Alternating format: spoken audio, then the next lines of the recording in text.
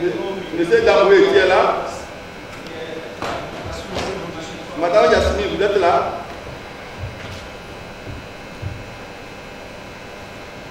Madame Yasmine. Monsieur Ibrahim.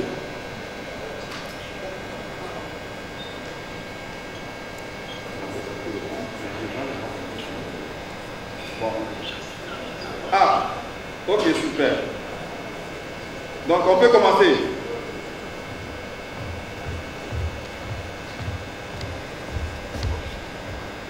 Il a une main levée. Oui, monsieur Kafala, vous attendez, peut-être après vous allez. Est-ce que vous pouvez verser pour le moment votre main? Non. C'est léger.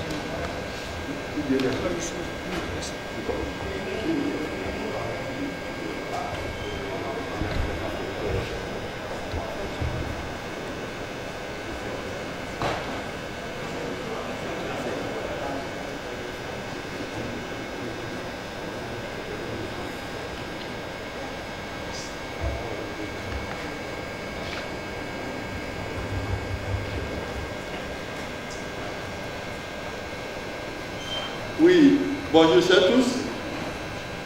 Et donc le moment est venu pour faire les présentations qui ont été prévues dans le cadre de ce forum.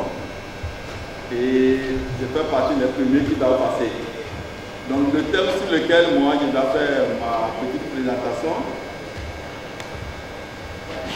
concerne la résilience économique et écologique de l'agriculture familiale au Togo. Donc c'est clairement au Togo. Et pour y aller, j'ai prévu une petite introduction, définition de quelques concepts et la manière dont le Togo fait face au niveau de l'agriculture familiale, comment le Togo, les agriculteurs au Togo arrivent à s'en sortir économiquement. Et au niveau écologique aussi, comment l'agriculture familiale arrive à contribuer au développement écologique du Togo. Et aussi surtout les actions du gouvernement qui accompagnent l'agriculture familiale au Togo. De façon générale, comme vous le savez, l'agriculture, c'est l'ensemble des travaux que nous menons. C'est flou, hein? Monsieur Agui, il faut passer à là-bas.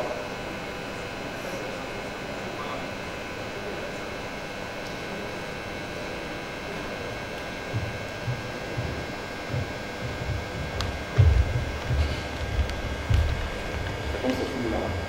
Il ne voit pas. Donc, peut-être au lieu de voir, vous allez écouter. Bon, je ne sais pas pourquoi c'est pas. C'est parce qu'on a mis ça pour les gens, c'est ça? Oui, on a un système, comme les gens sont aussi en ligne, je crois, c'est le système qui fait que bon, ils ont essayé. Il a la parole aussi qu'il y a un petit souci. On va vous couper la lumière, c'est ça. Si les techniciens sont là. C'est où? Là, le reflet là aussi.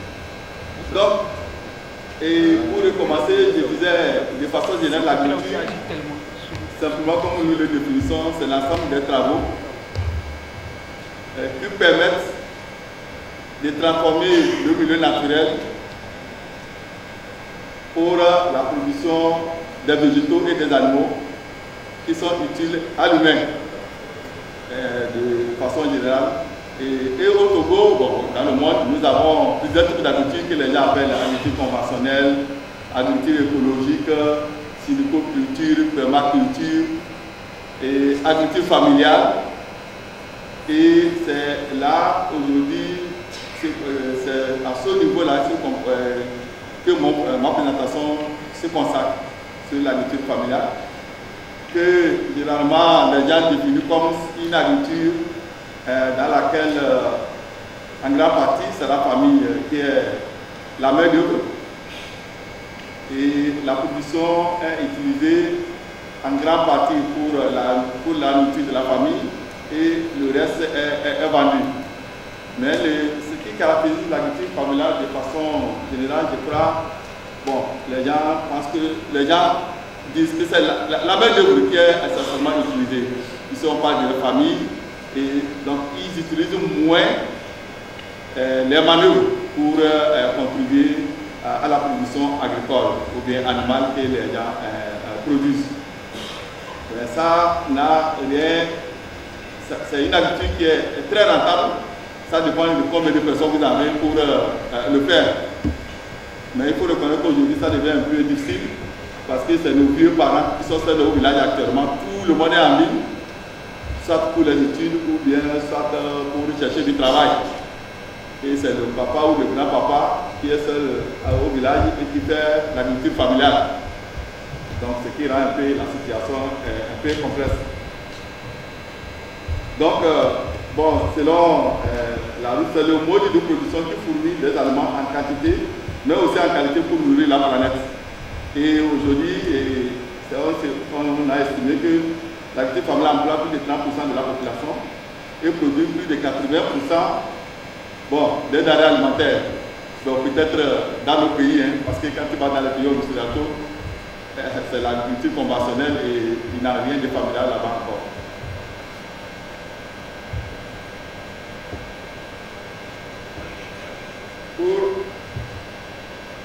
Donc, malgré le rôle très important de l'agriculture familiale dans la production des aliments, les agriculteurs qui s'adonnent à l'agriculture familiale, sont pauvres. Nous disons qu'ils sont pauvres parce qu'effectivement, il a les critères que nous utilisons pour définir la pauvreté, que nous avons importés. D'ailleurs, si nous-mêmes aujourd'hui, on se met peut-être à définir ce que nous appelons pas la pauvreté, je ne suis pas sûr que tous ceux qui font l'agriculture familiale seront classés parmi les pauvres. Et étant donné que les gens ont dépassé ce système de mode de production et ils sont dans un autre système, donc si nous mettons leur système de classification, ce qui amène que nos parents qui font l'agriculture familiale, on les classe parmi les pauvres. Moi, j'ai toujours pris généralement l'exemple de mon oncle qui a plus de 100 hectares dans la carte. Et c'est la famille qui le fait. À la fin de l'année, quand il récolte son accaïvement, il est à des millions d'économies. Celui-là, par rapport à je ne sais qui, comment on peut les classer pauvres. Effectivement, quand je vais au village, il veut toujours que moi je lui donne de l'argent. Je prends toujours l'exemple. Alors que c'est un monsieur, à rater qui est bien. Donc, et tout ce qu'il fait là-bas, c'est avec la main de tout familiale. Et on les classe parmi les pauvres, alors que dans la pratique, si nous avons nos propres critères de définition, lui, il ne doit pas être classé parmi les pauvres.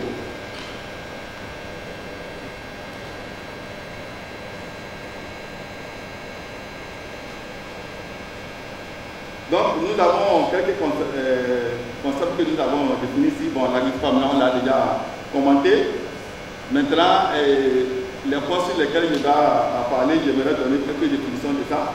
La résilience économique de l'agriculture, c'est la capacité à surmonter rapidement des chocs et perturbations climatiques qui affectent directement le revenu des exploitants agricoles à travers des mécanismes qui leur permettent d'avoir une ressource alternative afin de vivre comme rien n'y était.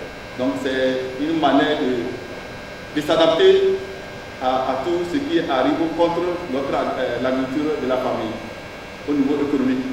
Au niveau écologique et au niveau togolais aussi, c'est la capacité des producteurs agricoles à la base de s'adapter aux perturbations climatiques, aux dégradations, aux érosions, à tout ce qui font frein à l'agriculture. Et la manière dont nos producteurs arrivent à s'adapter, l'agriculture familiale arrive à s'adapter, et c'est ça que nous avons dans l'agriculture, dans la résilience économique. Et ici, c'est les deux concepts que nous allons parler un peu pour voir comment nos populations arrivent à s'en sortir, arrivent à s'adapter à ce choc-là que nous avons aujourd'hui, économiquement et écologiquement.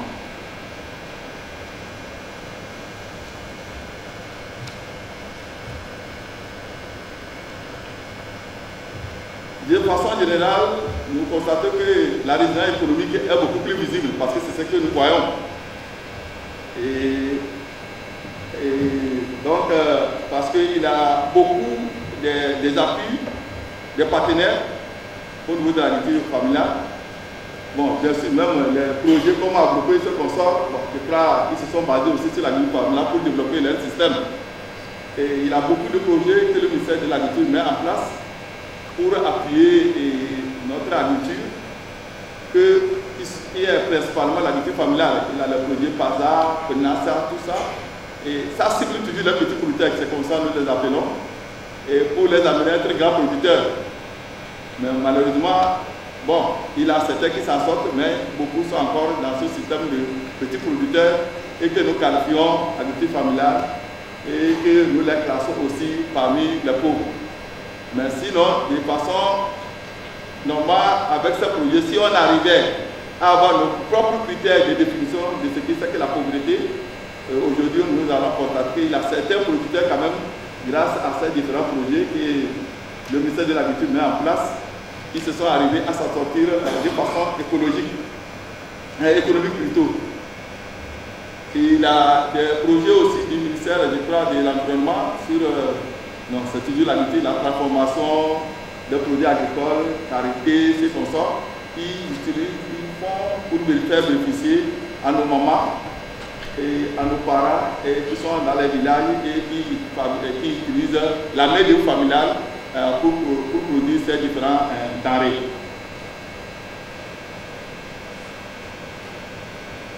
Il y a aussi les projets de la ZAP qui sont mis en œuvre.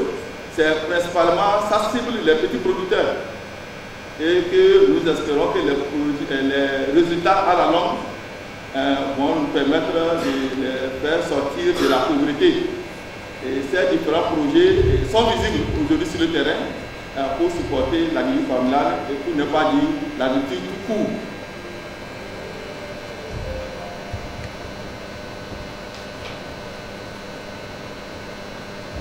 Au niveau écologique, ce qui n'est pas aussi palpable, nous avons le ministère de l'Environnement qui fait beaucoup aujourd'hui au niveau de l'agriculture familiale. Il a un projet actuellement, il a le directeur régional qui est là, qui pourra nous donner les commentaires probablement sur ça. Il a un projet de reboisement aujourd'hui qui est mis en place et que je pense qu'il se passe très bien. Et les gens suivent bien le projet, les gens plantent beaucoup et il y a beaucoup de pratiques qui sont mises à la disposition de la population afin d'être résilients au changement climatique et aussi, bon, à la longue, économiquement, ils pourront être vigilants si tout est mis en œuvre.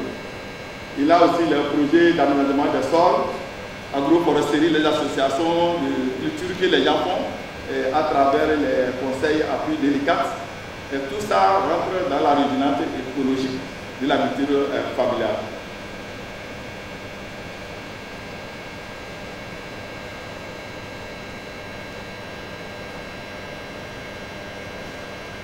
Il y a aussi les formations pour l'utilisation des fertilisants organiques que l'ICAP, le ministère de l'Agriculture, met en place ou bien forme les producteurs pour utiliser plus les intrants organiques aussi. Bon, bien sûr, il y a les intrants minéraux qui sont aussi utilisés, mais on encourage aujourd'hui de plus en plus ceux qui ont des petites superficies à aller vraiment vers l'utilisation des engrais organiques. Même les grandes superficies, vous pouvez le faire parce que la production des engrais organiques, c'est très très fastidieux.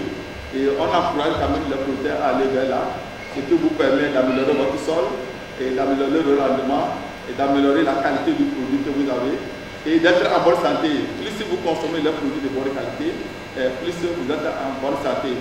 Et aujourd'hui, l'agriculture familiale participe sérieusement à ce système, à ce type, à l'amélioration de notre santé, parce que les produits que l'agriculture familiale met à la disposition de la consommation aujourd'hui sont généralement issus d'intrants organiques de façon générale.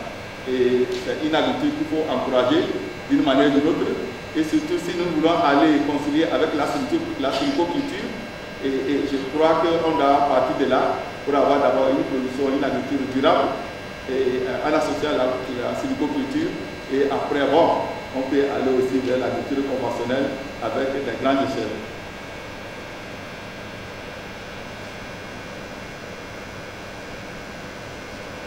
Bon, il a plusieurs projets quand même que les différents ministères mettent en place.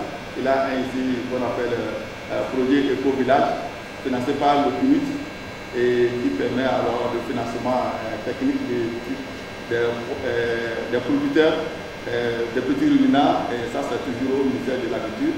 Et donc ces différents projets que le ministère de l'Agriculture met en place quand même participent au développement de l'agriculture familiale au Togo. Pour conclure, nous dirons que l'agriculture familiale est le mode de production le plus efficace à faire face aux crises alimentaires grâce à sa préservation de la diversité et de la production ainsi que de la consommation des produits locaux de qualité. Elle permet le développement des pratiques de l'agriculture durable et du système alimentaire durable, permettant de fournir des denrées alimentaires à toute la planète. Vu son importance, ce mode de production doit être préservé par des actions anthropiques afin d'assurer la survie de la génération présente et celle du futur. Et c'est en ça que la sylviculture nous vient à point nommé pour développer ensemble une agriculture écologiquement durable. Je vous remercie.